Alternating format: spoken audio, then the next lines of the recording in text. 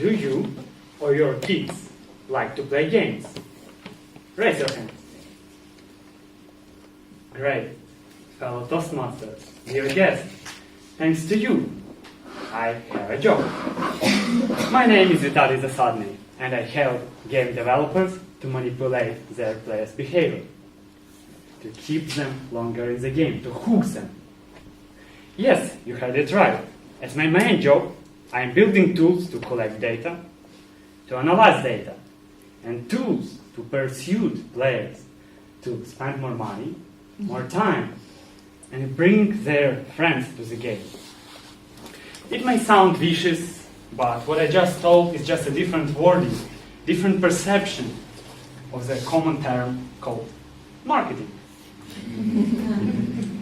According to Oxford Dictionary, marketing is an action of promoting or selling a product or services, including market research and advertising. If you break it down into several steps, marketing consists from three main parts. First, you have to collect the data about your target audience. Next, you have to analyze the data to get the actionable insights upon you can do something. And finally, you have to find channels to deliver your persuasive message to change the behavior.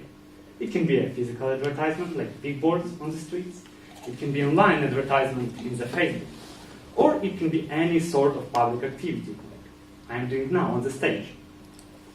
Let's look through a couple of examples. I believe lots of you are having Albert Heijn bonus card. It's a neat thing. It gives us access to discounted products. We save some money on groceries. It's a nice thing for us.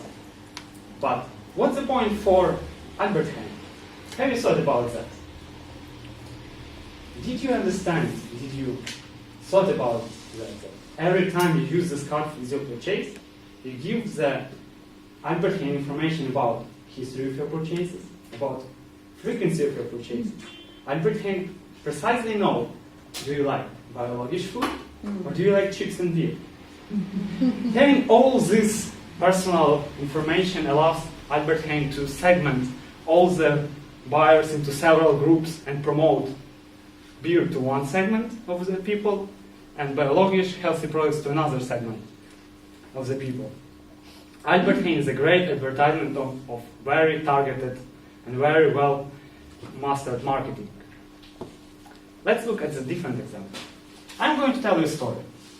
Back in 2014, there was a revolution in Ukraine, and I had a friend from Omsk. Omsk is a city in the middle of the Russia. And he was a smart guy. He always tried to build an objective perception of the events that are happening in Ukraine, in Russia, everywhere around the world. And he was always looking into, as he called, independent media, and he was talking to people that are directly involved in the situation. Like, the revolution was happening in Ukraine, we were chatting with him quite a lot. And on one of the mornings in January, like 3 months as the revolution were going, I got a message from him. Vitaliy, are you safe? Are you okay? Did you have enough time to get back home? So, whoa, wait a second. What do you mean by get to a safe place? I saw in a couple of resources. There were tanks, there were army, right wing took over the entire city. Wait a second. Let me show you something. At that time, I was working in the office directly in the city center, and I actually had to take a picture of the central square, but everything was absolutely peaceful. No tanks, no army, as you can imagine. The idea that I want to deliver by this story is that by having enough power, enough influence on the national media, on the independent media, you can create a bubble, an informational bubble, even around the people who turn on their brain and try to look objectively. Maybe this is not the best example of targeted campaign, but the scale of this campaign was impressive. Now imagine, what will happen if you take precise and well-targeted promotional campaign from Albert Heijn and merge it with the scale of what was happening during the Ukrainian Revolution and put them all together. I'm getting closer to the example that Sonia, she's not here, but she likes to talk about that. I'm getting to the example of the promotional campaign of the Mr. Trump. A couple of months ago, I was in the presentation by Alexander Nix, the CEO of Cambridge Analytica, the company behind the whole marketing campaign of Donald Trump. In his presentation, Alexander shared tools and technologies. How did they achieve this guy as a president?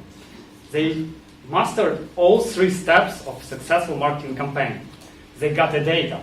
They acquired tons and tons of anonymized data. They used machine learning to de-anonymize data and merge this data with publicly available taxpayer information. Basically, they got full profile of each and every citizen in the United States. Having all this data, they managed to split all the citizens into more than 4,000 target groups and target the messages. Perfectly tailored message that is going to work absolutely for this group, to each and every group separately. I was scared and fascinated after this presentation at the same time. To conclude, we are living in the interesting time. If you look at the marketing, it didn't change much over the history. We still collect data, analyze, and look for effective channels to deliver it. But the scale of the delivery of the persuasive messages and the effectiveness, that went off the leash completely.